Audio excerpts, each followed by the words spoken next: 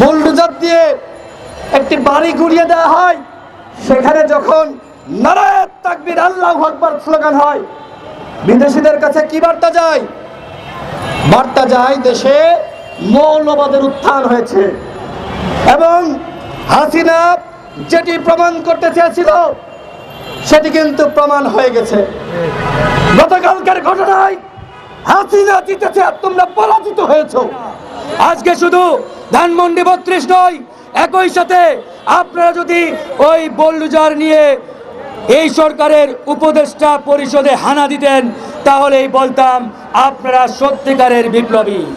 দ্রব্যমূল্যের দাম কমাতে পারে নাই, এখনো পর্যন্ত আওয়ামী লীগের হাইকমান্ডার কাউকে ধরতে পারে নাই। তোমরা ওবায়দুল কাদেরকে পালাতে সহযোগিতা করো, পালিয়ে যাওয়ার পরে তার বাসা বুলডোজার দিয়ে গড়িয়ে দাও। তোমরা কত বিপ্লবী আমরা বুঝে ফেলিয়েছি। যখন কাদের বাংলাদেশে ছিল তখন তোমাদের সরকার কি করেছে? কি করেছে? চোর পালানোর পরে বুদ্ধি বাড়ে, তাই না? চোররা পালিয়ে গেছে ভারতে, তখন তোমাদের মাথায় বুদ্ধি ছিল না।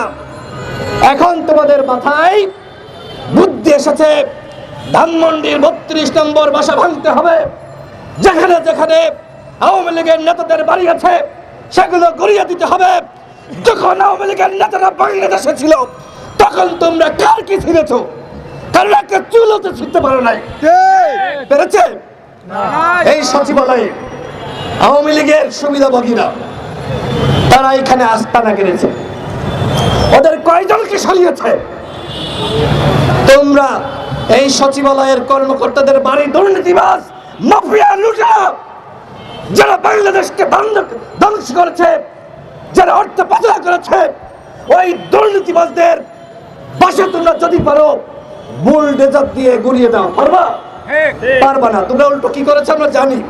আব্দুল জাহের বলেছে এসপি নিয়োগ হয় কত লাগে? কত বলেন তো? হাসিনার আমলে যেমনে নিয়োগ হইতো, এই সরকারের আমলে সেই নিয়োগ বন্ধ হয়েছে?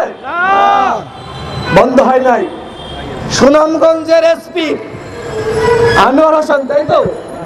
আনোয়ার হোসেন গতকাল ভিডিও দেখেন নাই? সে কি করেছে? আমাদের গণ অধিকার